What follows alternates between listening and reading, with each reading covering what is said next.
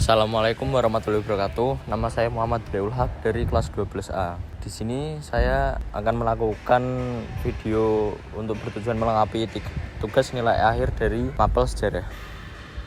Pada kesempatan kali ini saya berada di salah satu masjid yang ada di Jepara, yaitu Masjid Mantingan. Masjid Mantingan adalah sebuah masjid kuno yang terletak di Desa Mantingan, Kecamatan Taunan, Jepara.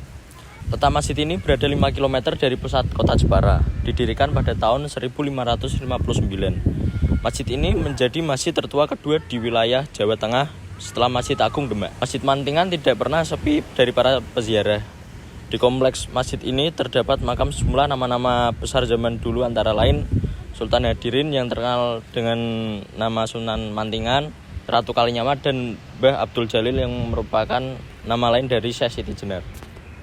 Selain itu, bangunan masjid ini cukup unik karena merupakan gabungan dari 3 budaya yang ada di tanah Jawa pada waktu itu, yaitu budaya Jawa, Hindu, dan Tionghoa. Dilansir dari islamiccenter.or.id, Masjid Mantingan ini didirikan pada tahun 1481 Saka atau 1559 Masehi.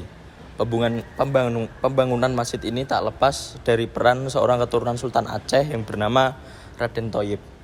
Pada awalnya Raden Thayyib menimba ilmu ke Tanah Suci dan negeri Cina. Kemudian karena kepandaiannya, ia datang ke tanah Jawa dan menetap di Jepara. Di Jepara, ia kemudian menikah dengan putri Sultan Trenggono bernama Retro Kencono yang kemudian bergelar Ratu Kalinyamat. Raden Thayyib kemudian mendapatkan gelar Sultan Hadirin dan juga mendapatkan julukan Sunan Mantingan. Kematian Sultan Hadirin di tangan Adipati Kerajaan Jipang, Arya Penangsang, membuat Ratu Kalinyamat terpukul. Ia kemudian meminta bantuan guru spiritual yang juga ayah angkat Sultan Hadirin semasa menimba ilmu di negeri Cina, Chi Hu Guan, yang kemudian terkenal dengan nama Pati Sungging Bandawarung, Bandar Wuduwung, untuk meminta dibuatkan makam beserta masjid di daerah Mantingan. Dilansir dari islamiccenter.or.id, Masjid Mantingan didirikan dengan 3 lantai yang ditutup dengan ubin buatan Tiongkok. Begitu pula dengan undang-undangnya yang semua didatangkan dari Makau. Sementara itu, bagian atapnya murni bergaya Tiongkok dan di bagian dinding-dindingnya terdapat ukiran relief bergambar binatang dan penari-penari. Karena diarsiteki seorang Tionghoa dan dibangun di tengah masyarakat Jawa pada zaman Hindu-Buddha, maka pembangunan masjid ini dipengaruhi oleh budaya Tionghoa, Jawa, dan Hindu. Bentuk budaya Jawa dapat dilihat dengan adanya relief, sementara itu bentuk budaya Hindu dapat dilihat dari mustaka masjid yang bercorak Majapahit. Keberadaan makam para tokoh-tokoh kerajaan pada zaman dulu membuat Masjid Mantingan selalu ramai para peziarah.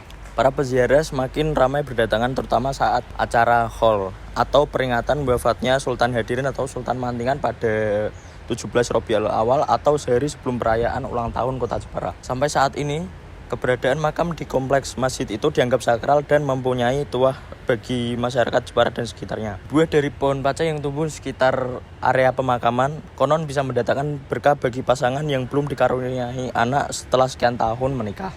Selain makam Sunan Mantingan yang keramat, di dalam kompleks masjid terdapat pula air mantingan yang dipercaya masyarakat bisa membuktikan kejujuran seseorang.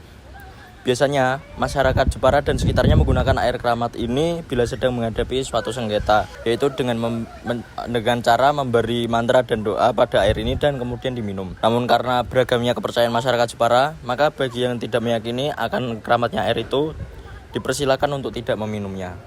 Demikian sejarah singkat dari Masjid Mantingan dan makam Sunan Mantingan. Apabila ada kurang dan kesalahan kata, mohon dimaafkan. Saya Muhammad Abdul Haq dari kelas 12A. Assalamualaikum warahmatullahi wabarakatuh.